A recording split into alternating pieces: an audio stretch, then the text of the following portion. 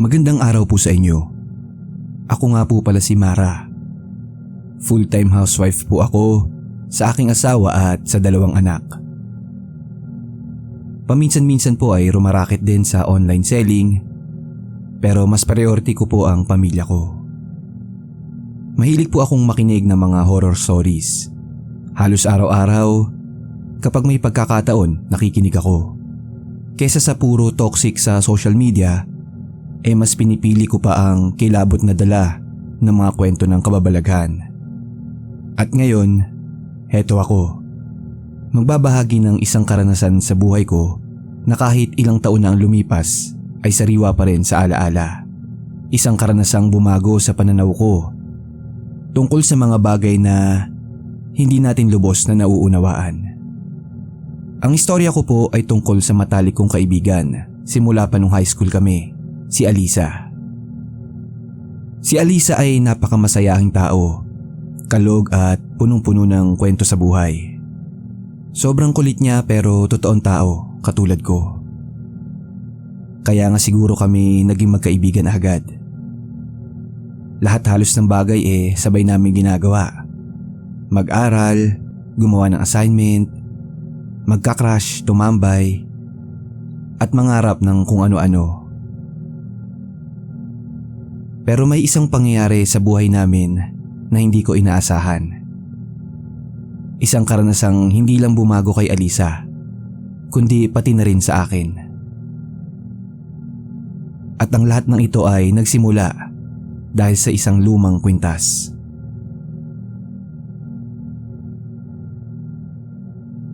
Taong 2005 noon, nasa 3rd year high school kami. Sa edad na 14, puro gala, kilig, tawanan at simpleng pangarap pa lang ang iniisip namin sa buhay. Kumbaga, wala pa kaming malay sa bigat ng mundo. Pero ako at si Alisa, kahit anong gawin o plano, lagi kaming sabay talaga. Halos lahat ng kwento ng kabataan ko kasama ko siya. Siya yung tipo ng kaibigan na kahit hindi mo sabihan, alam niya kung may pinagdadaanan ka. Yung tipong kapag nasaktan ka sa pag-ibig siya pa yung unang iiyak para sa'yo. Tapos biglang magjo-joke para magpatawa. Naalala ko pa nga noong unang beses na may manligaw sa akin. Parang siya pa yung mas protective. Halos siya na yung gustong mambasted. Sabi niya dun sa lalaki masyado ka pang bata para manligaw. Ako na lang ang ligawan mo. Ganun talaga magbiro si Alisa pero totoong kaibigan. Kaya naman noong bigla siyang nagbago, parang ako yung unang-unang naapektuhan. Nagsimula ang lahat noong mga bandang 3rd grading namin sa school year. Isang araw, pumasok siya sa school na may suot na kwintas. Simple lang ang disenyo, kulay itim, at may pendant na bilog na para bang antigong ginto. May kakaiba ring ukit ito sa gitna, para bang simbolo na hindi ko mawari kung letra ba o drawing. Basta hindi siya tulad ng mga usual na alahas na nakikita natin sa mga mall. At nung tinanong ko kung saan galing, pamana raw mula sa lola niya. Pumanaw na raw kasi yung lola niya 2 linggo na ang nakakalipas. At bago ito mamaalam, ibinigay ang kwintas sa kanya. Noong una natuwa pa ako. Ang ganda kaya. Mukhang mamahalin at may sentimental value. Pero habang lumilipas ang mga araw, doon ko na napapansin ang unti-unting pagbabago kay Alisa. Hindi na siya tulad ng dati. Nawala ang pagiging kwela niya. Mas madalas na siyang tahimik. At minsan, hindi mo na rin siya makausap ng diretso. Yung tipong nakatitig lang siya sa malayo habang nagsasalita ka. Para bang hindi siya nakikinig. Sa una, iniisip ko baka nalulungkot lang siya dahil nga sa pagkawala ng lola niya. Kaya hinayaan ko muna. Baka kailangan lang niya ng onting panahon. Pero habang tumatagal, parang iba na talaga. Minsan habang magkasama kami, may mga kakaibang nangyayari. Tirik na tirik ang araw pero may malamig na simoy ng hangin. Yung lamig na hindi natural, talagang kakaiba. Minsan pa nga habang naglalakad kami pa uwi noon, parang may naririnig akong bulong. Hindi ko maintindihan kung salita ba o parang tunog lang. Pero sigurado akong wala namang ibang tao sa paligid namin. Isang beses pa noon, nasa school kami habang naghihintay ng teacher. Nakaupo siya sa upuan, nagdodrawing sa notebook niya. Nang dumaan ako sa likod niya, napatingin ako sa anino niya sa mesa. Napansin kong parang gumalaw ng bahagya yung anino niya, kahit siya naman ay nananatili lang sa pwesto niya. At doon na ako unang nagtaka. Kinausap ko na siya. Alisa, simula nang isuot mo yung kwintas, parang may kakaiba na sayo. Tumingin siya sa akin ng matagal, walang emosyon, tapos ngumiti siya. Pero hindi yung ngiti na kilala ko. Ngiting walang saya, para bang pilit. At pagkatapos nun, binaling na niya yung tingin niya at hindi na nagsalita. Gusto ko sanang mangulit at gusto ko pa sanang tanungin siya. Pero para bang may pumipigil sa akin. Parang may boses sa loob ko na nagsasabing, tama na muna at wag nang tanungin. At simula noon, mas naging mapagmasid ako sa kanya. Parang binabantayan ko siya kahit hindi halata. Kinakausap ko siya sa tuwing makikita ko siyang mag-isa. Pero madalas, parang hindi na talaga siya si Alisa na kaibigan ko. Isang gabi na naginip ako.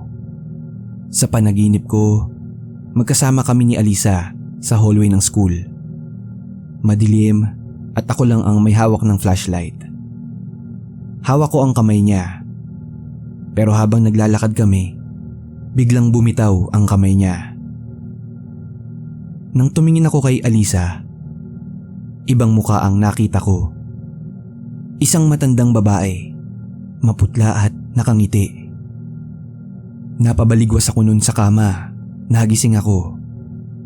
Basang-basa ang likod ko sa pawis. At mula noon, kahit ayokong aminin, natatakot na rin ako sa kaibigan ko. At doon ko nga mas lubos na inisip, parang hindi talaga basta kwintas ang suot-suot niyang iyon. Pagkatapos ng panaginip kong yon, yung matandang babae na may mukha ni Alisa, hindi na talaga ako mapakali.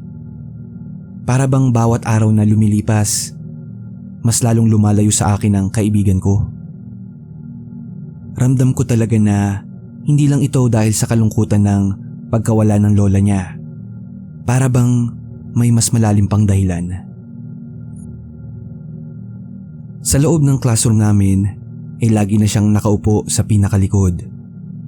Nakatungo, minsan nakatitig lang sa walang direksyon. Kung dati ay hindi mo siya mapapatahimik, ngayon ay halos wala kang maririnig mula sa kanya buong araw. Kapag recess, hindi na siya lumalabas. Hindi na rin siya sumasama sa amin. Minsan nga pinipilit ko siyang isama. Pero titignan lang niya ako ng matagal tapos tatalikod na. Lubos na talaga akong nag-aalala para sa kaibigan ko. May mga pagkakataong napapansin ko siyang nagsasalita pero wala namang kausap. Minsan habang nasa gilid siya ng hallway, nakatayo lang pero pabulong na nagsasalita. Kapag tinatawag ko siya, bigla siyang titigil. Tapos ngingitian ako. Pero yung ngiti na yun ay hindi na yun yung Alisa na kilala ko. Para bang may ibang humahawak sa pagkatao niya. Isang hapon, habang papunta ako sa classroom pagkatapos ng recess, Dumaan ako sa likod ng building at nakita ko si Alisa doon. Nakaupo sa bench, mag-isa at tahimik. Nilapitan ko siya. Pero bago pa ako makalapit, bigla akong napahinto. May nakita akong nakatayo sa likuran niya. Isang matandang babae. Maputla at nakangiti. Hindi siya gumagalaw at nakatitig lang siya kay Alisa. Nanlamig ang buo kong katawan. Gusto kong sumigaw at gusto kong tumakbo. Pero parang nanigas ako sa kinatatayuan ko. Ilang segundo lang ay napapikit ako. At pagdilat ko, wala na yung matandang babae. Si Alisa nakatingin na sa akin at ngumiti. Para bang wala lang. Parang hindi niya alam ang nangyari. Hindi ko na siya nilapitan nun. Dumiretso ako sa labas ng gate. Hindi ko alam kung bakit. Pero sobra ang kaba ko nung araw na yun. Para bang may darating na hindi ko kayang pigilan. Isang gabi, kinausap ko ang mama ko tungkol kay Alisa. Sabi niya, baka kailangan lang daw ng professional help. Baka trauma lang talaga dahil sa pagkamatay ng mahal sa buhay. Pero hindi ko masabi yung mga nakita ko. Paano ko ba sasabihin na may matandang babae akong nakita sa likuran niya? At paano ko rin ipapaliwanag yung panaginip ko? Hanggang sa dumating ang araw na hinding-hindi ko makakalimutan. Araw ng Biyernes noon at huling subject na namin. Mainit ang hapon at karamihan sa mga kaklase ko ay nag-aayos na ng gamit, nagkukulitan at naghahanda ng umuwi. Ako naman, nakafocus lang sa likuran ng silid kung saan naroon si Alisa. Tahimik, nakaupo, nakayuko at parang malayo ang iniisip. At doon na nga nangyari. Ilang minuto pa, biglang tumayo si Alisa. Hindi siya nagsasalita. Tumayo lang siya ng mabilis habang nakayuko pa rin. Napatingin nga kami sa kanya eh. At pagkatapos nun, ay bigla siyang sumigaw ng napakalakas. Para bang galit na galit. Basta napakalakas ng sigaw niya. Nagulat kaming lahat. Tumahimik ang buong klase. At maya-maya pa, biglang nanginig ang katawan niya. Para siyang kinukumbulsyon pero nakatayo. At yung ulo niya taas baba at kaliwat kanan. Naninigas din ang katawan niya. Habang kabadong-kabado kami noon, ay mas kinilabutan ako sa nakita ko. Nang mapatingin ako sa bintana, sa may bandang gilid malapit kay Alisa, nakita ko ulit yung matandang babae. Nakasilip sa may bintana, seryosong nakatitig kay Alisa. At biglang tumitig din siya sa akin. Doon ako sobrang kinilabutan. At isang iglap, biglang nawala yung matanda. Tapos nun, biglang may malakas na hangin ang bumalot sa loob ng classroom saglit. Hindi namin alam kung saan nanggagaling, pero ang mga kurtina ng bintana ay umaalon na para bang hinahawi ng hangin. Pataysin din na rin ang ilaw sa kisame, para bang pinaglalaroan ng kung anong hindi mo nakikita. Nagsimula nang magsigawan yung mga kaklase ko. Ang iba nagtakbuhan na palabas ng classroom sa sobrang takot. Si ma'am, hindi na rin alam ang uunahin. Tumawag siya ng tulong habang pilit na lumalapit kay Alisa. Ako, nanatiling nakaupo. Parang hindi ko alam kung tatayo ba ako o tatakbo. Pero yung kaba, yung takot, hindi na maipinta. Umiiyak na ako noon habang pinagmamasdan ang matalik kong kaibigan na parang nilulukob ng kung anong hindi namin maintindihan. Hanggang sa biglang bumagsak si Alisa sa sahig. Nawalan siya ng malay. Agad akong tumakbo pati si Ma'am papunta sa kanya. Kasama na rin yung iba kong kaklase. Sumigaw ako sa iba kong classmate na tumawag ng guard o ibang teacher para tulungan si Alisa. Hawak ko ang braso niya, lambot na lambot. Patuloy pa rin ang iyak ko noon. Hindi ko alam kung ano ang nararamdaman ko. Halo-halong takot, awa at lungkot. Pero ang pinakamasakit ay yung pakiramdam na hindi ko alam kung paano ko tutulungan ang taong pinakamalapit sa akin. Makalipas ang ilang saglit ay nagmamadali naming dinala si Alisa sa klinik. Binuhat siya ng guard ng walang malay. At doon namin siya iniwanan. Tumawag na din ng admin ng eskwelahan sa mga magulang ni Alisa. At pagkatapos nun, bumalik na kami sa classroom. Buong klase, maging ang buong paaralan ay takang-taka at takot na takot. Para kaming nasa gitna ng isang bangungot sa mga oras na yon. At ako, hindi ko alam kung kakayanin ko pang makita ang matalik kong kaibigan na nasa ganoong kalagayan. Makalipas ang ilang linggo, wala pa rin akong balita kay Alisa. Wala pang Facebook o Messenger noon. Text at tawag lang talaga. At sa mga pagkakataong sinusubukan kong kontakin siya, ay walang sagot. Kahit sa simpleng kamusta ka o okay ka lang ba, wala akong natatanggap ni isang reply. Sinubukan ko ring tawagan pero hindi rin nasagot. Ayon kay Ma'am na nakausap raw ng magulang ni Alisa, ay nagpapagaling pa raw siya. Pinagpapahinga at iniiwasan munang pumasok sa school. Wala ring sinabi kung ano ba talaga ang nangyari kay Alisa. Doon ako medyo naging kampante. Kahit papaano alam kong ligtas si Alisa at kasama ang pamilya niya.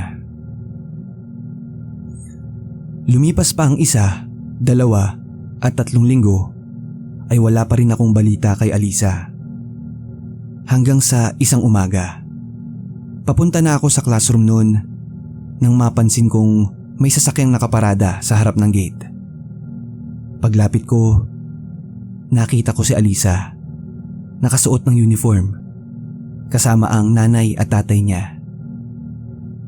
Doon ko lang ulit siya nakita pagkatapos ng halos 1 buwan.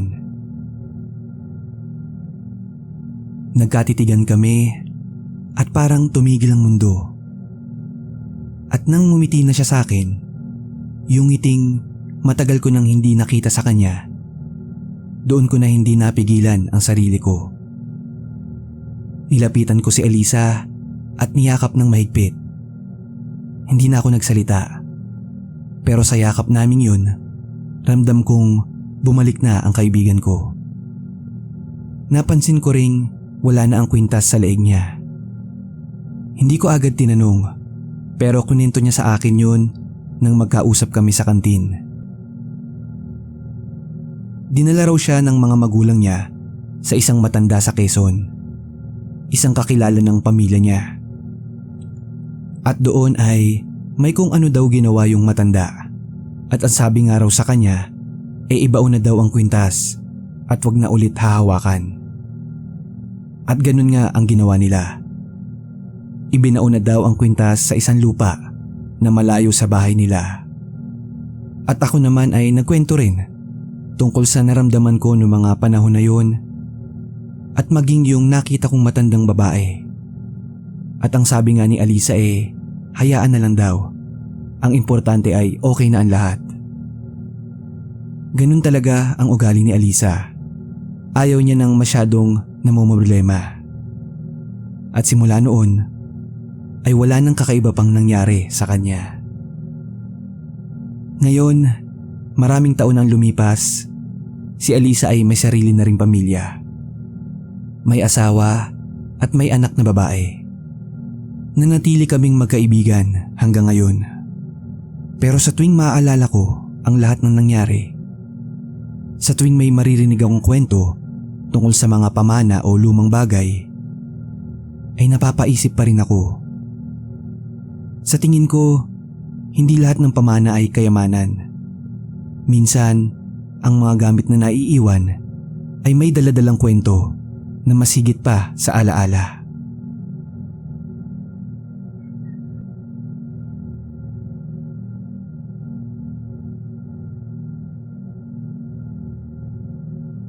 Kamusta po kayo? Tawagin niyo na lang akong Drew.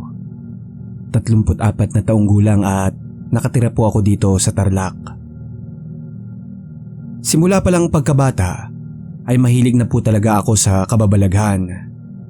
Mga kwento ng multo, aswang, engkanto, at kung ano-ano pang hindi kayang ipaliwanag.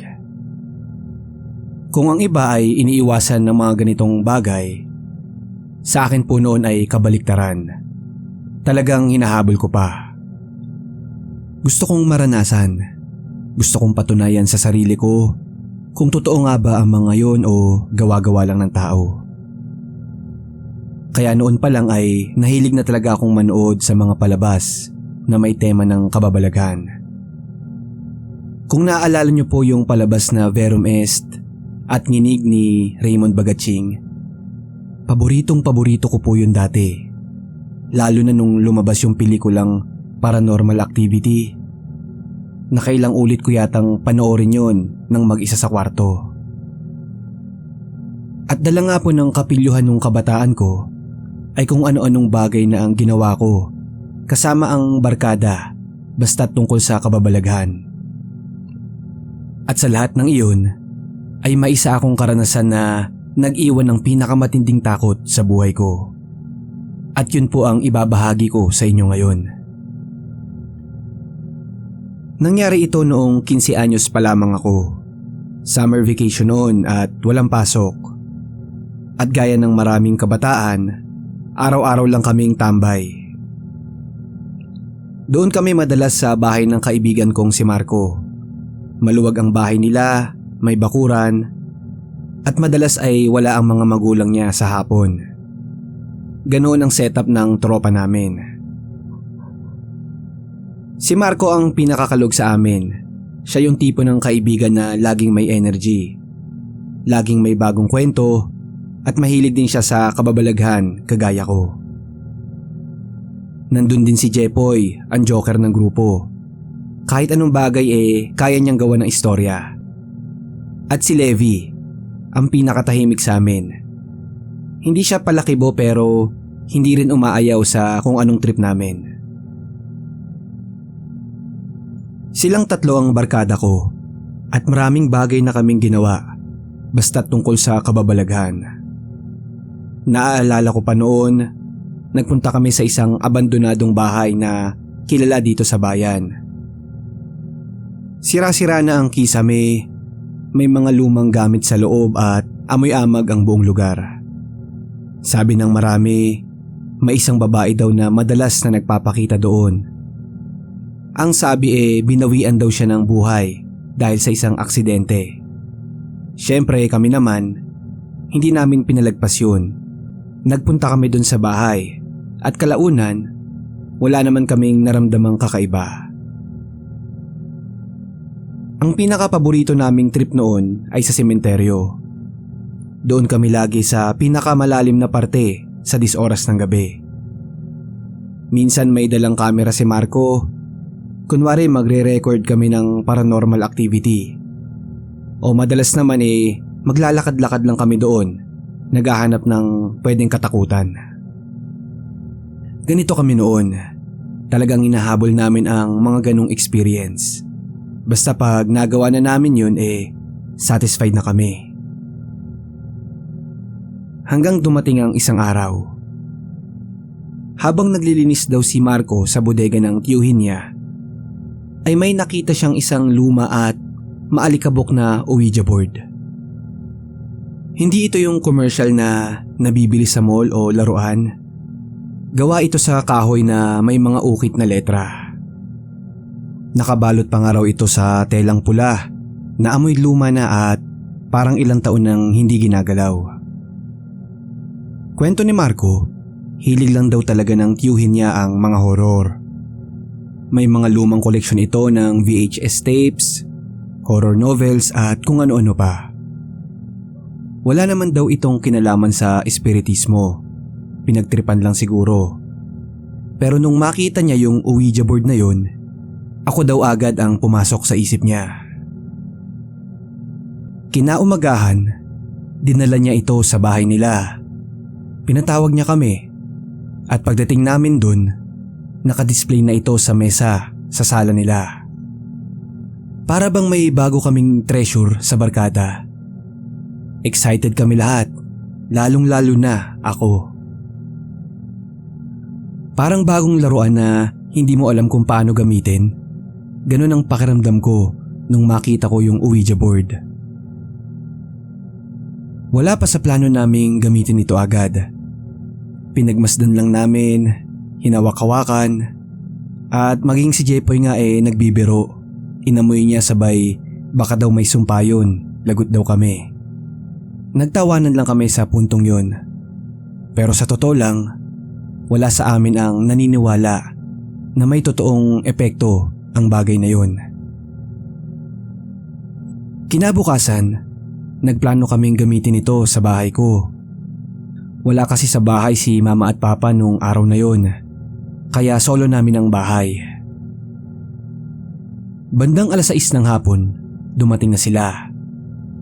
May dala silang kandila, tapos nilatag namin ang board sa gitna ng lamesa. At nang handa na ang lahat, pinatay namin ang ilaw. Wala sa amin nang may alam kung talaga bang gumagana ang Ouija board na yun. Pero dahil nga sa mga napapanood namin, kahit paano, may ideya kami kung paano gamitin. Kumuha kami ng baso at ipinatong namin doon sa board. Nilagay namin yung mga hintuturo namin sa ibabaw ng baso. Sabay nagtanong kami, may kasama ba kami ngayon? Walang gumalaw. Nagtanong ulit kami, sino ang kausap namin? Ilang segundo, wala pa rin nangyari. At dahil nga wala namang nangyari, nagtawanan na lang kami. Si Marco nga ginalaw ng onti yung baso para manakot. Tapos si Jepoy naman, nagkunwaring sinasapian. Pagkatapos ng halos 1 oras, wala talagang nangyari kaya tinabi na namin yung board. Wala kaming naramdamang kakaiba, wala kaming nakita o narinig. Para lang kaming naglalaro ng laruan. At dahil medyo naggabi na, nagpasya na silang umuwi at subukan na lang ulit namin yung Ouija board sa susunod pag may pagkakataon. At doon nga nagsimula ang lahat. Wala kaming kaalam-alam na ang susunod na paggamit pala namin sa board na iyon ay ang magbibigay ng takot sa amin na babaunin namin habang buhay.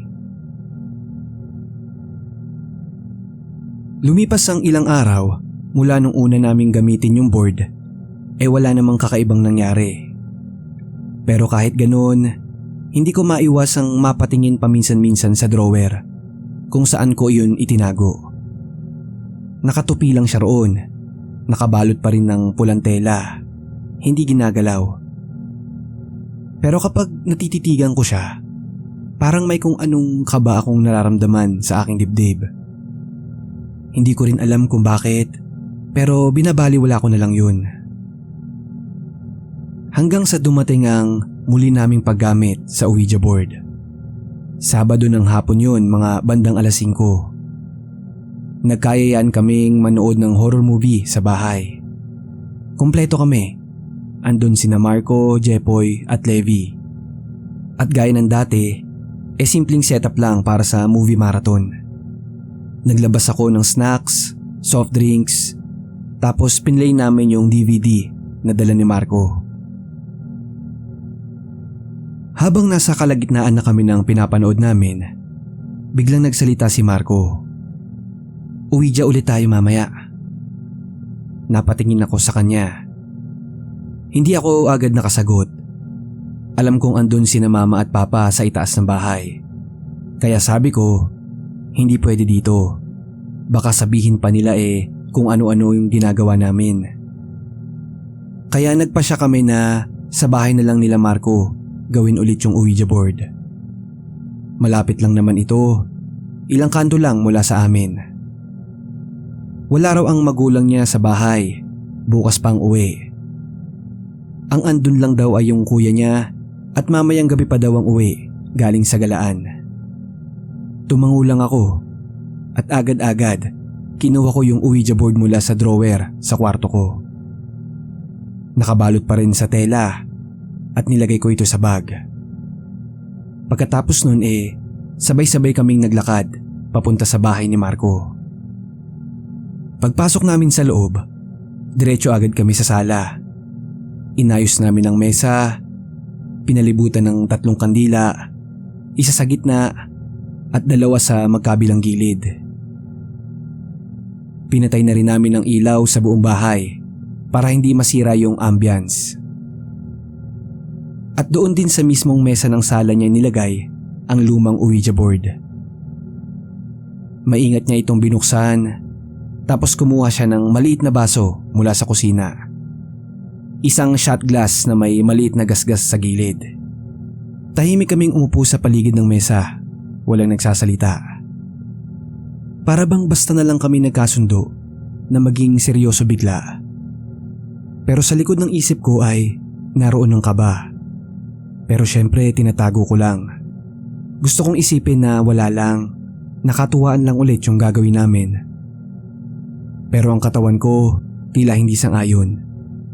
Mabigat ang dibdib ko sa puntong yun at bawat galaw ko ay parang may kahalong kaba. Sinimulan na namin ang paglalaro. Pinatong naming lahat yung mga hintuturo namin sa ibabaw ng baso. At nagtanong kami, meron ba kaming kasama ngayon? Walang gumalaw. Ilang segundo lang, nagtanong ulit si Marco, may kasama ba kami ngayon?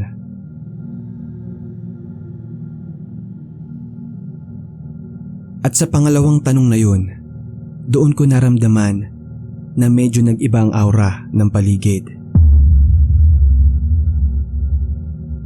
Dahan-dahan akong tumingin sa mga kasama ko at sila ay ganun din. At sa mga puntong yon, makalipas ang ilang saglit, unti-unting gumalaw ang baso. Hindi mabilis, mabagal lang, paikot-ikot. Parang sinasadyang hindi dumiretso agad sa mga letra. Mabagal itong gumalaw hanggang sa huminto ito sa salitang yes. Akala nga namin may gumagalaw na isa sa amin. Nagkatinginan kami. Pero wala.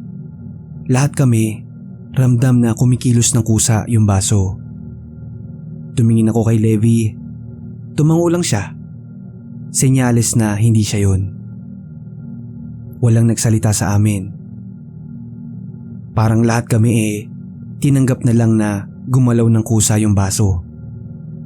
Muli, nagtanong si Marco, "Sino ka at anong pangalan mo?" Dahan-dahan ulit umikot yung baso. Isa-isang tinumbok ang mga letra. Mabagal at marahan. M-A-R-L-O.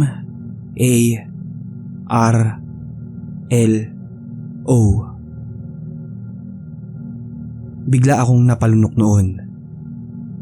Kahit hindi kami nagkatinginan, alam kong naramdaman nila yung bigat ng pangalang yun. Si Kuya Marlo, ang dating kapitbahay namin na nabawian ng buhay dahil sa aksidente sa motor. 2 taon na rin ang lumipas, pero sariwa pa rin ang balita na yun. Mabait na tao si Kuya Marlo at tahimik. Kaya ang ipinagtataka namin, bakit lumitaw ang pangalan niya sa Ouija board? Sa totoo nga matagal na naming hindi nababanggit ang pangalan na yun simula nung pumanaw siya. Sa puntong yun lubos na talaga akong kinabahan. Wala nang nagtanong pa ulit sa aming apat at wala nang sumunod na kilos. Tumigil na lang sa gitna ang baso at lahat kami nakatingin lang sa gitna ng lamesa. Pero sa totoo lang, pakiramdam ko ay may mas malaki pang presensya sa paligid. May malamig na simoy ng hangin kahit nakapatay yung electric fan. Pilit kong binabaliwala yung pakiramdam na yun at sinasabi ko lang sa isip ko na trip-trip lang to. Pero habang tumatagal, parang palakas ng palakas ang kabog ng dibdib ko. At sa isang iglap, napalingon ako sa isang sulok ng sala. Doon sa parte ng pader kung saan hindi masyado abot ng ilaw ng kandila. At sa gilid na yun, may nakita akong parang lalaking nakatayo. Hindi ko maaninag ang muka dahil hindi nga ganun kaliwanag. Pero malinaw ang hugis. Matangkad at nakaitim. Nakatayo lang sa mismong sulok, hindi gumagalaw. Hindi ako sigurado kung si Kuya Marlo nga ba yun. Hindi ko rin alam kung totoo bang may tao doon. Pero alam ko sa sarili ko, may nakita ako. At ang mas nakakatakot, parang ako lang ang nakapansin. Gusto ko sanang ituro, gusto ko sanang sabihan sila Marco. Pero bago pa man ako gumalaw, ay biglang namatay ang kandila sa gitna ng mesa. Naputol ang liwanag. Ang natira lang ay yung isang kandila sa gitna ng mesa. Hindi ko alam kung sinadyang humangin o kusa lang namatay. Pero kasunod noon, nakarinig kami ng malalakas na kalabog sa loob ng bahay. Mula sa may bandang kusina, nagbagsakan ng mga plato at kutsara. Tapos parang naghahampasan yung mga pinto. Tapos nagbabalagbagan yung mga pinto ng kwarto sa itaas. At bukod pa doon, ay parang may mabibigat na tunog na naglalakad sa itaas. Mga hakbang na mabagal pero mabibigat ang tunog. Wala sa amin ang gumalaw. Nakikiramdam lang kami nung una.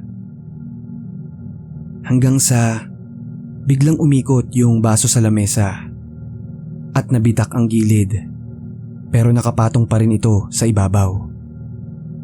Doon na napasigaw si Jepoy na itigil na natin to. Nang akmang patayo na si Jepoy mula sa lamesa, ay biglang napahawak sa leeg si Levi. Nanlalaki ang mata niya. Nanginginig ang mga kamay habang mahigpit ang hawak sa kanyang leeg. Pinipilit niyang magsalita pero walang boses na lumalabas. Para bang may sumasakal sa kanya sa kinauupuan niya. "Levi!" sigaw ni Marco. Tumayo agad sa pagkakaupo. "Levi, anong nangyayari sa'yo?" Nataranta kaming lahat. Tumayo ako at lumapit pero parang hindi ko alam kung anong dapat gawin. Si Jepoy napasigaw na rin. Biglang nasipa ni Levi yung lamesa. Nagbaksakan ng mga gamit.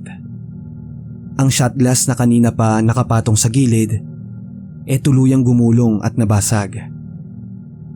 Tumilapon ang kandila sa tela at biglang nagliyab ang kabilang sulok nito. "Nag-aapoy!" sigaw ni Marco. Agad naman niyang inapakan yung tela. Buti na lang at mabilis na naapula yung apoy. Nanlalamig na ako sa takot sa puntong yun. Si Jepoy biglang tumakbo sa pintuan. Sa sobrang bilis nga niya halos matapilok na siya. Binuksan niya ang ilaw, sabay sumigaw siya ng tama na to. Pagbukas niya ng pinto ay may malakas na hangin na bumulusok palabas. Isang bugso ng malamig na hangin na dumaan sa gitna namin. Naramdaman ko yun mula sa batok pababa sa paanan. Tapos si Levi naman ay biglang lumuwag yung paghinga. Nagkatinginan kaming tatlo. Si Levi, nakaupo pa rin, tulala at pawis na pawis, nanginginig ang mga kamay. Umupo si Marco sa tabi niya. Nilapitan ko rin. Levi, okay ka lang? Tanong ko. Pero hindi siya sumagot. Parang malayo ang tingin niya at nakatitig lang siya sa sahig. Yung bigat ng paligid kanina ay para bang bigla na lang nawala. Nagmadali kaming lumabas habang inaalalayan si Levi. At paglabas namin ng bahay, lahat kami ay hingal na hingal. Lalo na si Levi, hawak pa rin niya ang kanyang dibdib. Parang hindi pa rin makapaniwala sa nangyari. Umupo siya sa may gutter at doon ay hinabol niya ang kanyang paghinga. Okay ka lang ba? Tanong ulit namin. Si Levi naman tumangulang pero hindi pa rin makatingin sa amin ng diretso. Nanatili kami sa labas ng mga ilang minuto. Wala pa rin nagsasalita. Bandang 8:00 na noon, pero parang ang tagal ng oras. Ang mga ilang tao ay walang kaalam-alam sa dinanas namin sa loob ng bahay. Maya-maya, nagdesisyon kaming bumalik sa loob. Kailangan naming ayusin ang sala bago pa makauwi ang kuya ni Marco. Isa-isang pinulot ni Marco ang natapong kandila. Tinulungan siya ni Jepoy habang ako naman ang nagwalis ng mga bubog. Si Levi tahimik lang pero nagsimula na ring tumulong maya-maya. Nang matapos namin ang pagliligpit, halos wala pa ring usapan. Walang kwentuhan. Lahat kami ay tila balisa. At yung Ouija board, kahit nanginginig ang kamay ko ay niligpit pa rin namin. Plano naming ibalik na din agad ito sa tito ni Marco.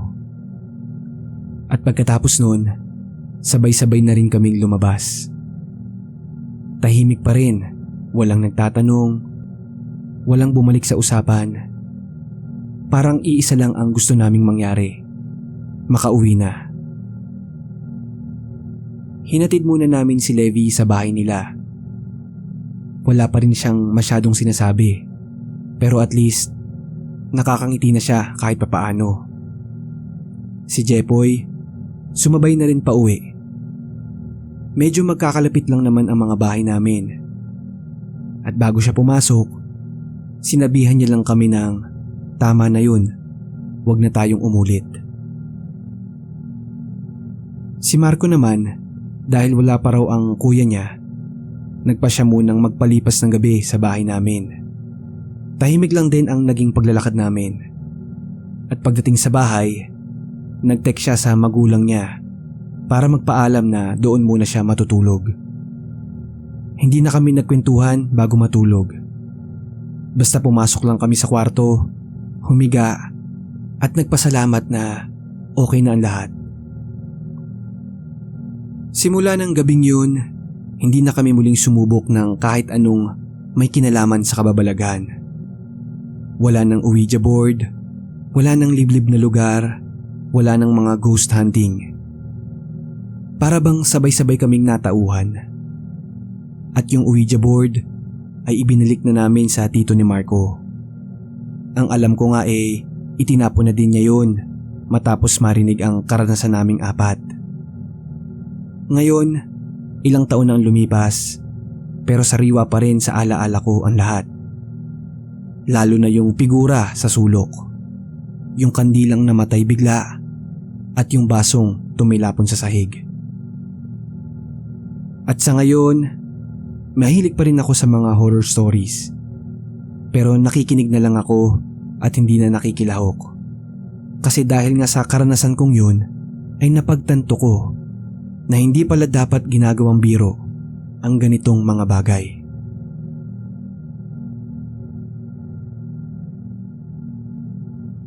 Magandang araw po sa inyong lahat. Ang pangalan ko po ay Rina. 35 anyos na ngayon at isa po akong freelance writer na may 2 anak. Sa totoo lang, first time ko pong magsusulat ng ganitong istorya. Kaya medyo kinakabahan talaga ako nang mapagdesisyonan kong ibahagi ang istoryang ito. Ang ibabahagi ko po ay tungkol sa isang karanasan na nangyari sa amin 10 taon na ang nakakalipas. Isang karanasang nakatanim na sa alaala ko, na kahit hanggang ngayon po ay hindi pa rin ako lubos na makapaniwala na may ganun pala talagang nangyayari sa totoong buhay. Taong 2015, 25 years old pa lang ako. Bagong kasal po kami ng asawa kong si Eric, na 28 years old naman sa mga panahong yun. Nagsisimula pa lang kami sa buhay. Ako, freelance writer pa rin, pero mas aktibo ako sa pagsusulat noon. Sa mga blog, konting script, pati content writing. Si Eric naman ay isa ng civil engineer at madalas ay wala siya sa bahay dahil sa fieldwork. Nagdesisyon kaming bumukod mula sa bahay ng magulang niya kahit wala pa kaming anak sa panahon na yon. At nakakita kami ng isang rent-to-own na bahay sa Laguna. Yung bahay po ay may kalumaan na pero maaliwalas. May likod bahay din na may mga halaman. At higit sa lahat ay kaya po ng budget namin sa panahon na yon. Dahil medyo tipid pa ang buhay noon, napagpasyahan naming bumili ng mga gamit sa antique at surplus shop. Dahil sa mas mura na, ako mismo ay mahilig sa mga lumang gamit. Para sa akin ay may taglay na kakaibang ganda ang mga antigong bagay. Isang hapon noon, habang umiikot kami sa isang shop sa San Pablo, ay may nakita kaming lumang kama na gawa sa kahoy. Napakalaki nito. May mataas na headboard at paanan. At ang ukit nito ay detalyado. May mga dahon, tapos parang may mga ugat, at may disenyo ding bulaklak na nakaukit sa gilid. Hindi ko maipaliwanag, pero parang nahila agad ang mata ko doon. Habang tinitignan ko ito, sabi ni Eric mukhang mabigat ang kama, tsaka parang luma na talaga. Tumango lang ako, pero sa loob-loob ko, gusto ko na talaga yung kama. Sabi ko sa sarili ko ang ganda, bagay sa aesthetic ng kwarto. Sa huli, nagkasundo rin kami ni Eric. Nabili namin ito sa murang halaga, hindi pa kasama ang kutsyon. Plano namin bumili na lang ng Uratex pagkalabas namin doon sa shop. Pinahatid namin kinabukasan yung kama, at pagdating doon, excited akong inayos ito sa loob ng kwarto. Nilinis ko ang headboard, pinunasan ng mga ukit, at nilagyan ng bagong bedsheet. Pero wala sa isip ko na ang kama na yun pala ay may daladalang hindi basta-basta. Sa mga unang gabi, tahimik naman ang lahat. Bagong lipat pa lang kami, kaya medyo naninibago pa ako. Si Eric, dahil sa trabaho, madalas ay pagod at madaling makatulog. Ako naman ay madalas panggising hanggang madaling araw dahil nga sa trabaho kong pagsusulat at pagbabasa. Isang gabi habang nakahiga kami ni Eric, ay napansin kong parang kakaiba yung paligid. Hindi naman ganun kainit at hindi rin naman ako masyadong pagod. Parang may something lang sa loob ng kwarto. Pero pinagsawalang bahala ko yun. At sa gabing yun pala, magsisimula na mangyari ang mga kakaibang bagay. Sa sumunod na gabi, habang tulog si Eric, ay parang may naririnig akong mahinang kaluskos sa may paanan ng kama. Tumigil ako sa pagbabasa at nakiramdam. Tahimik lang, kaya sinabi ko sa sarili ko, baka hangin lang o guni-guni lang. Ganito ang mga bagay na nararamdaman ko sa mga sunod-sunod na gabi. Hindi naman ganun kadalas, pero nagiging paulit-ulit na. Minsan pakiramdam ko parang may humihila sa sapin ng kama. Paminsan naman parang may presensya sa paanan. Kaya madalas ay nagigising ako sa 10 oras ng gabi kasi pakiramdam ko parang may mabigat sa may paanan ng kama. Talagang kakaiba sa pakiramdam. Tinanong ko na rin si Eric kung nararamdaman niya rin ba. Sabi niya wala naman daw. Ako lang daw siguro yung naninibago o napapraning. Ayoko naman magmukhang tumatandang maramdamin, kaya binaliwala ko na lang. Normal pa rin naman ang nararanasan ko sa bahay, maliban dun sa may bahagi ng kama na yun. Kaya kahit halos gabi-gabi ay kakaiba na yung pakiramdam ko sa may kama, binaliwala ko na lang ang lahat. Hanggang sa dumating ang isang gabi. Isang gabing alam ko sa sarili ko na hindi ko na dapat baliwalain yung mga pakiramdam. Bandang 2:00 ng madaling araw noon, nagising ako. Hindi ko alam kung dahil sa ingay o sa panaginip, pero naalimpungatan ako. At sa pagdilat ng mga mata ko, ay parang may naramdaman akong nakaupo sa paanan ng kama. Hindi agad ako tumingin at lumingon. Pero sa instinct, ayoko makita kung ano man meron dun. Pinikit ko lang ulit yung mga mata ko. Sinubukan kong bumalik sa tulog. Pero ramdam ko talaga ang bigat.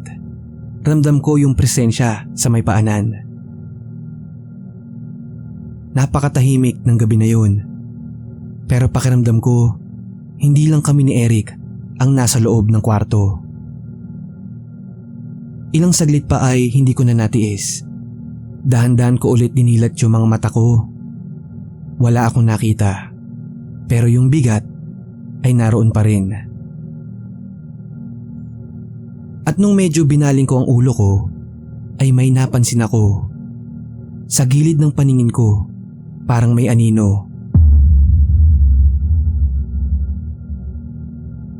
Maliit na bahagi lang yung naaninagan ko. Mabagal gumagalaw at parang papalayo. Napahigpit ang hawak ko sa kumot. Pinikit ko na lang ulit yung mga mata ko at pinilit kong bumalik sa pagtulog. Pero ramdam na ramdam ko ang bilis ng tibok ng aking dibdib. Kinabukasan, hindi ko na muna kinuwento kay Eric. Ayokong sabihin na naman niya na baka napapraning na naman ako. Pero sa loob-loob ko, ay may bumabagabag na talaga. Para bang may tanong sa isip ko na ayaw lumayo. May hindi kaya kami alam tungkol sa kamang nabili namin? Simula nung gabing yun ay hindi na nawala sa isip ko ang kama. Hindi siya ordinaryong takot lang. Iba yung uri ng pagdududa na bumabalot sa akin. Hindi ko naman masabi agad kay Eric. Dahil unang-una, ako mismo ang namili ng kama na yun. At saka alam kong lohikal siya mag-isip. Gusto niya ng paliwanag at pruweba. Ako kasi madalas sa pakiramdam bumabase. Pero kahit anong tapang ko pa sa sarili, ay aminado akong unti-unti akong kinakain ng pag-aalala. Tuwing gabi bago matulog, napapatingin ako sa paligid ng kwarto. Sa refleksyon ng ilaw mula sa kisame, sa kortina na minsan gumagalaw kahit wala namang malakas na hangin, at higit sa lahat, doon sa may paanan ng kama. May isang gabi noon na nagising ako ng biglaan. Para bang may tumawag sa pangalan ko, pero malinaw kong narinig, Rina. Pagdilat ko, ay nakita kong tulog na tulog si Eric. Kaya doon ako kinilabutan. Hindi ko na lang ulit pinansin at bumalik ako sa pagtulog. Kinabukasan ay naroon pa rin ang kaba. Sinusubukan kong magpaka-normal. Naghanda ng kape, nagsusulat sa harap ng laptop, pero hindi mawala sa isip ko ang gabi-gabi kong nararanasan. Hanggang dumating ang isang umaga, nagkakape kami ni Eric. Doon ay kinausap ko na siya. Sinabi ko sa kanya na yung mga nararamdaman ko ay hindi lang sa paninibago sa bahay. Binanggit ko na may ibang energy ang loob ng kwarto namin. At kagaya nga ng inaasahan, tinawanan lang ako ng asawa ko. Sabi niya baka napaparanoid lang daw ako dahil sa mga binabasa kong horror stories. Pero nung tinanong ko siya na kung hindi ba niya napapansin na parang may kakaiba sa loob ng kwarto, saglit siyang tumahimik at nag-isip. Medyo mainit nga daw minsan, sabi niya. Parang siksik lang daw yung hangin kahit bukas naman yung bintana. Sa puntong yun ay hindi na ako nangulit pa. Pero sa isip-isip ko, kahit papaano, may napapansin na rin siyang kakaiba. Lumipas ang isa pang linggo ay lalong lumalala ang nararamdaman ko tuwing gabi. Minsan, may maririnig akong tunog ng matandang umuubo o kaya may hinang yabag sa paligid ng kama. Palala na ng palala yung mga nararamdaman ko gabi-gabi. Meron pa noon na naginip ako at sa panaginip ko ay nasa kwarto pa rin ako, nasa kama. Pero sa paanan ko ay may matandang babaeng nakaupo. Puting-puti ang buhok niya, puting bestida. Nanginginig ang balikat niya habang umiiyak. Pilit niyang sinasabi, "Huwag mong agawin, huwag mong agawin." Doon sa panaginip ko ay sinilip ko ang mukha niya at nakita ko roon, wala siyang mukha. Doon ako nagising na parang bangungot. Kinabukasan ay hindi ko na talaga natiis. Dinala ko si Eric sa shop kung saan namin binili ang kama. Hindi ko agad sinabi sa kanya kung bakit. Ang dahilan ko lang ay gusto ko lang malaman kung saan ba talaga galing yung kama na yun. Pagdating namin doon ay wala ang matandang may-ari. Bantay lang ang nandoon. Tinanong ko yung bantay kung may record ba sila ng history ng kama, saan galing o sino ang nagbenta sa kanila. Umiling lang siya. Banggit niya, hindi raw nila alam ang pinanggagalingan ng karamihan ng mga gamit. May iba lang na nagpapabenta o yung iba naman ay dinideliver lang sa kanila. Pero sabi niya sa akin ay kukontakin daw niya kami kapag may nahanap silang impormasyon. Dahil hanggang ngayon ay hindi ko pa rin alam kung anong istorya ng kama na yun. Hanggang sa dumating na ang gabi. Ang gabing hindi ko makakalimutan buong buhay ko. Mag-aalas 3 na ng madaling araw noon at nagising na naman ako. Pero ang dahilan sa pagkakataong ito ay hindi na basta-basta. May naramdaman akong malamig na kamay na humawak sa binti ko. Mabilis kong dinilat ang mga mata ko, gulat na gulat. At nakita ko sa salamin na sa may bandang paanan ng kama, may babaeng nakatayo. Hindi siya gumagalaw doon. Hindi naman siya nakatitig sa akin, pero nang maaninag ko ay para siyang umiiyak. Pero wala naman akong naririnig na iyak, basta naroon lang siya. Buhaghag ang buhok, may puting damit, na parang nakalutang ang laylayan. Gusto kong sumigaw noon pero walang lumabas na boses. Gusto ko ring gisingin si Eric pero hindi ako nakakilos. Hanggang sa nagtama ang paningin namin ng babae sa salamin.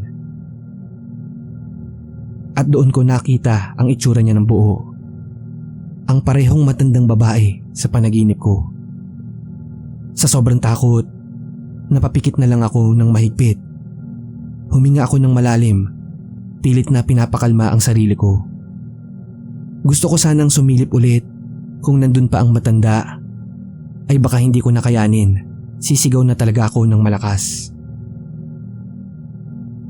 Pero nang idilat ko ulit ang mata ko, wala na siya. wala na rin ang refleksyon niya sa salamin. Para bang ilusyon lang na biglang nawala.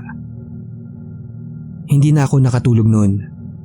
Marahan kong ginising si Eric at doon sumabog ang luha ko sa takot.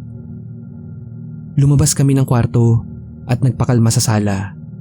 Doon medyo nakaidlip ako. Pagka umaga, hindi na ako nagpaligoy-ligoy pa.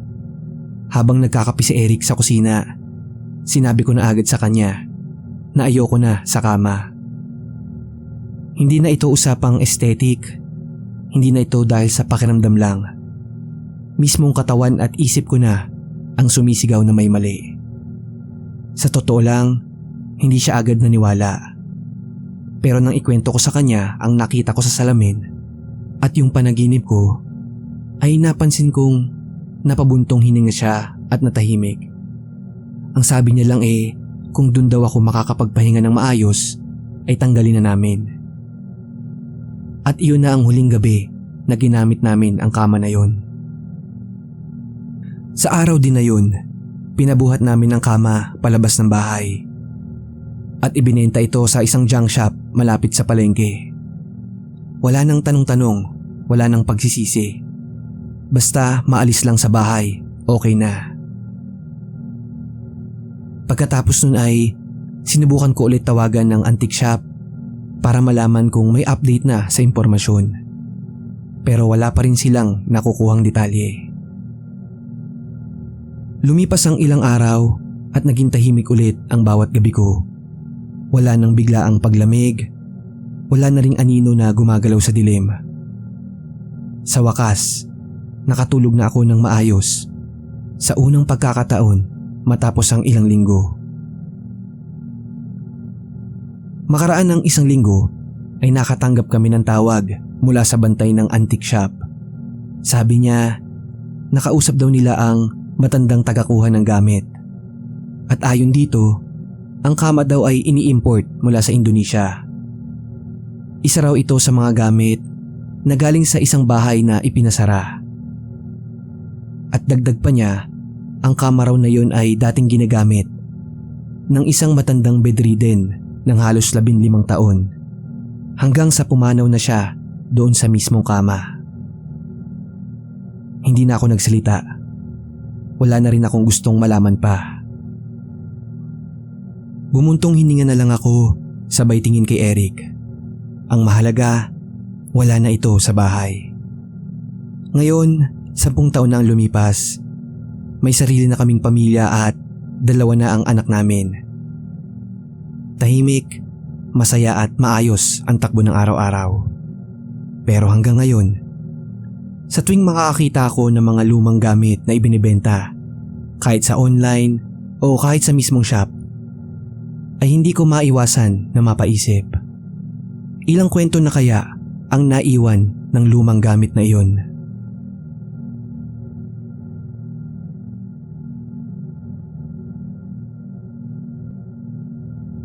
Tawagin niyo na lang po akong Dennis, 38 taong gulang. At sa kabutihang palad ay pinalad ako sa larangan ng real estate. Sa ngayon ay medyo maayos naman po ang takbo ng buhay namin. Nakapundar na ng maliit na bahay, may maliit na sasakyan, at nagsisimula na rin ng maliit na negosyo ang asawa kong si Leia. Isa po siyang freelancer graphic designer. Masinop, maabilidad, at higit sa lahat mapagmahal. May isa rin po kaming anak, si JB. 1 taong gulang po siya ngayon. At masasabi kong simula nang dumating siya sa buhay namin, ay doon lang talaga ako natutong magpahinga at tumigil paminsan-minsan. Sa totoo lang marami na po akong pinagdaanan sa buhay. Pero may isang karanasan akong hindi ko kailanman malilimutan. Isang pangyayaring naging dahilan para talikuran ko ang pinakamamahal kong hobby, ang pagkokolekta ng vinyl records. Para sa mga hindi pa po alam kung ano ang vinyl records, ito po yung mga sinaunang plaka noong mga 1950s.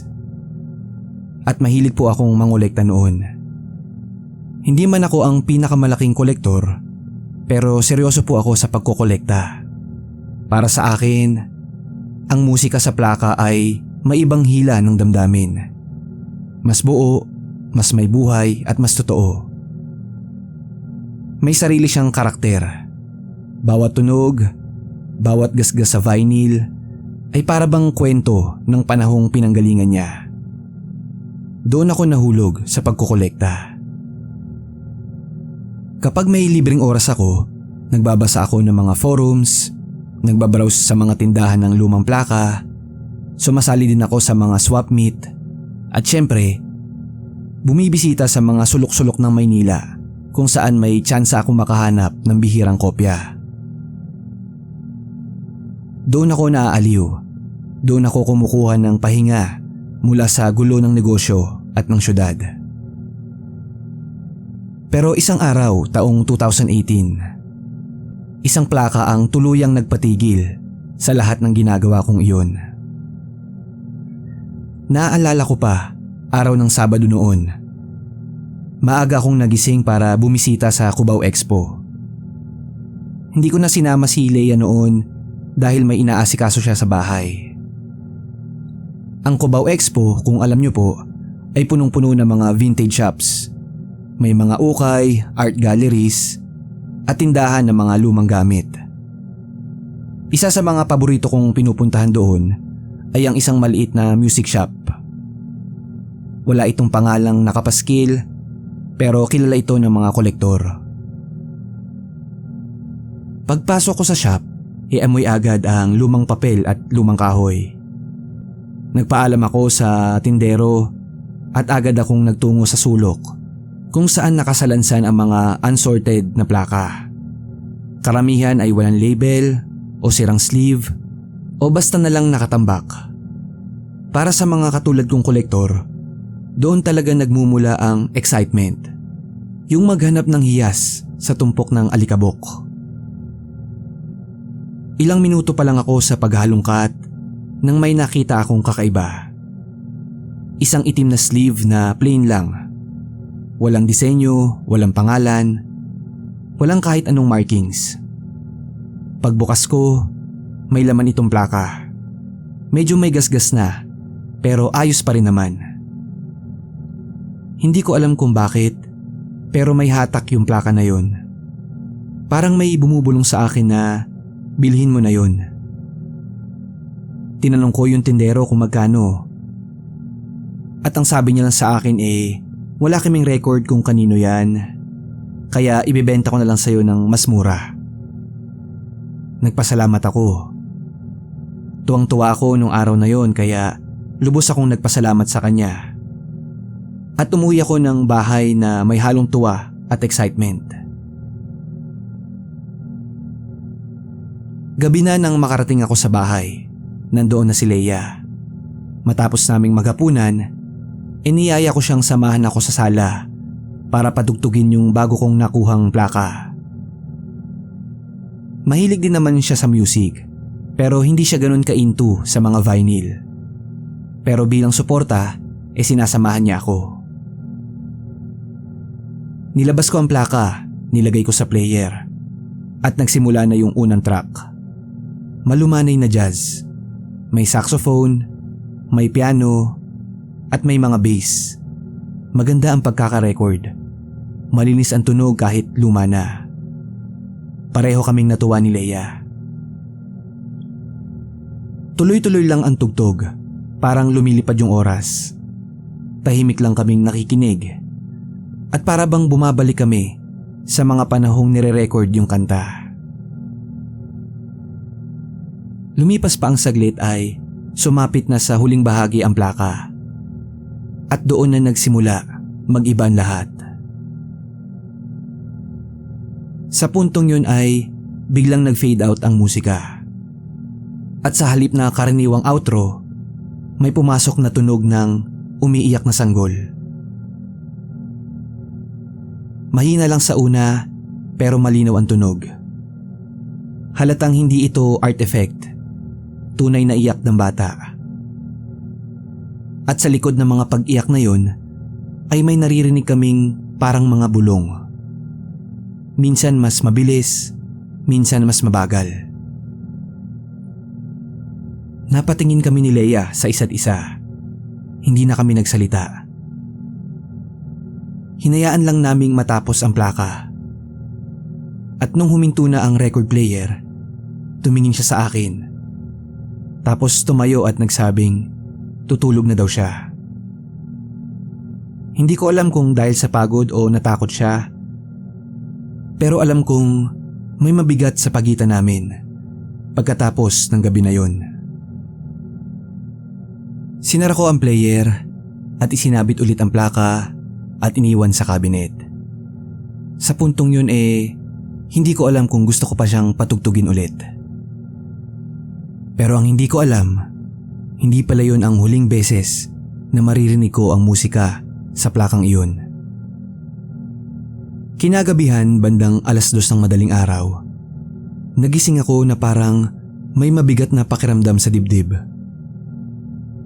Tumayo ako para uminom ng tubig at pagdaan ko sa sala, tumutugtog ang plaka.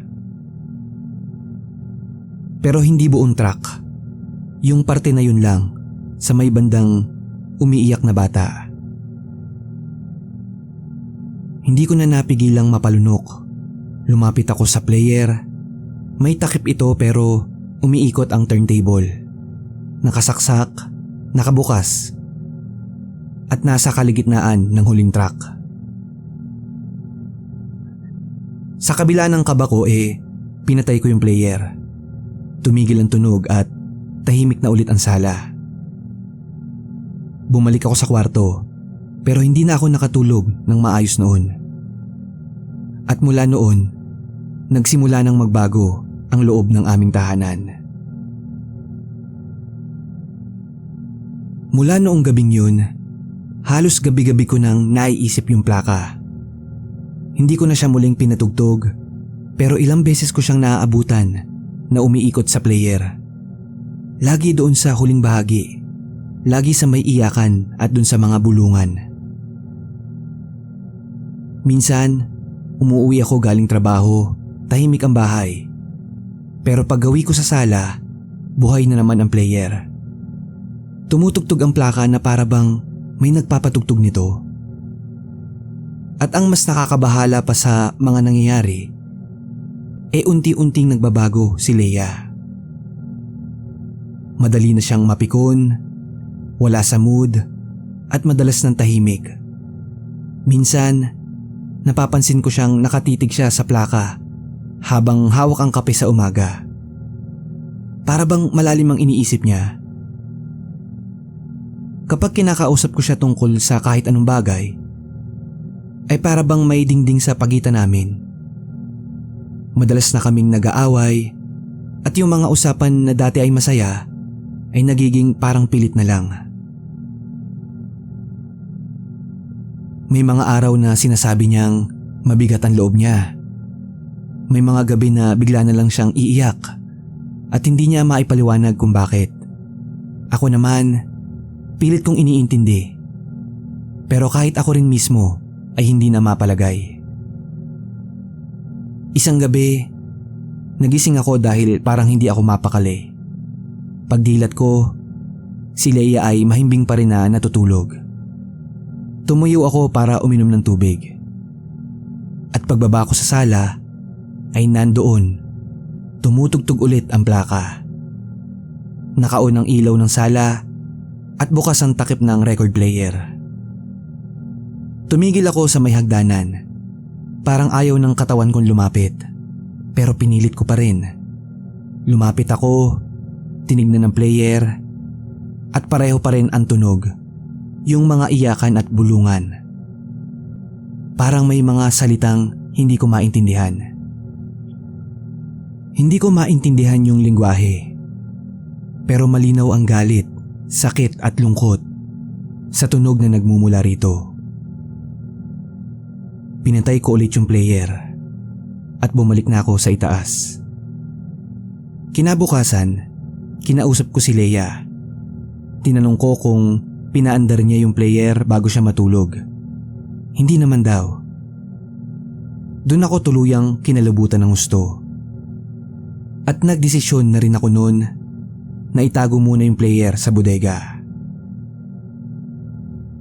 At kinagabihan ay dumating na ang oras na pinaka nakakatakot sa lahat. 8:00 ng gabi noon at galing ako sa isang meeting. Si Leia naman ay wala pa, pauwi pa lang galing trabaho. Kaya ako lang ang mag-isa sa bahay. Pagbukas ko pa lang ng pinto, ramdam ko na agad ang bigat ng hangin sa loob. Para bang ibang bahay yung pinasok ko. Walang ilaw, pero nakabukas ang switch ng player. Sa dilim, kita ko ang munting ilaw na mula sa amplifier. Tumutugtog na naman ang plaka. Pero ngayon, hindi na ito iyak, hindi na bulong. Mga salitang paulit-ulit, boses ng lalaki. Halata ang tono ng galit niya. Hindi sigaw, pero parang kinikimkim ang matinding hinanakit. Hindi ko pa rin maintindihan ang salita, pero nararamdaman ko ang bigat sa bawat pantig. Habang papalapit ako, napansin kong magulo ang buong sala. Bagsak ang mga upuan, ang mga picture frame nakatihaya sa sahig, ang kurtina ay nakaalis. Tumingin ako sa paligid. Tahimik naman ang buong bahay, maliban sa tunog ng plaka.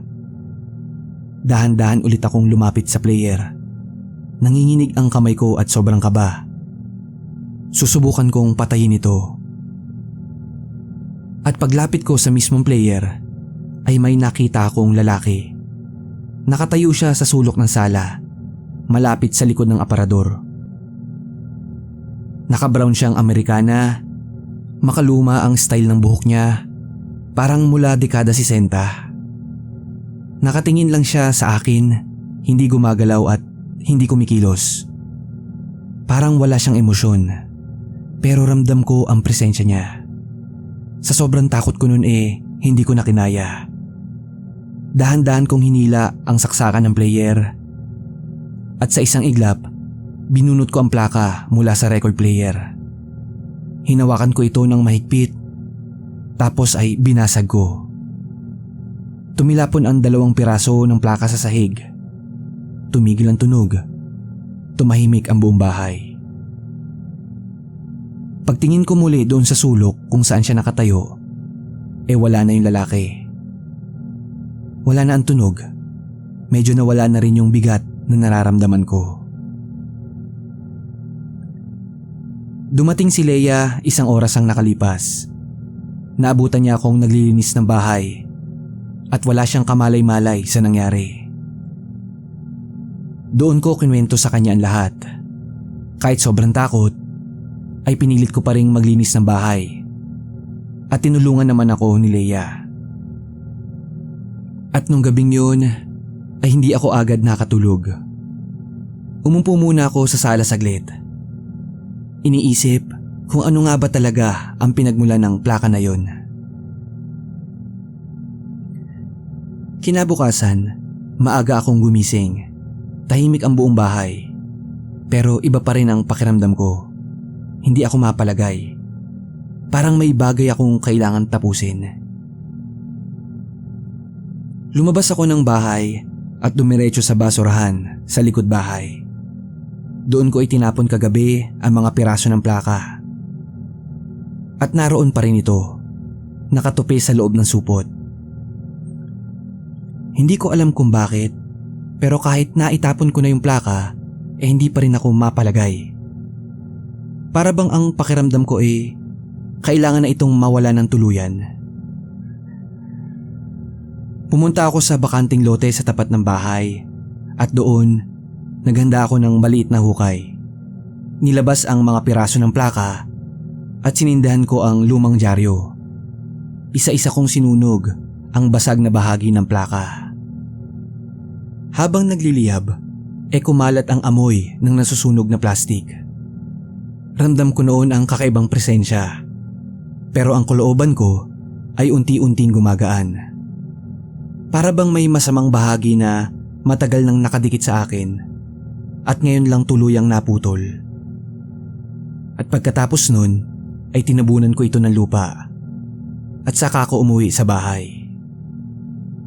At matapos ang araw na yun ay bumalik na sa normal ang buhay namin. Mas naging magaan ang samahan namin ni Leia.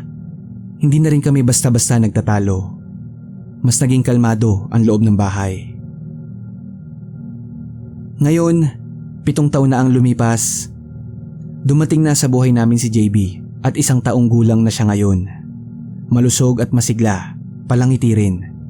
Si Leia naman, masaya at mas lalong naging kalmado ang pagkatao niya. Ako naman, tuluyan ang tumigil sa pangungulekta ng vinyl.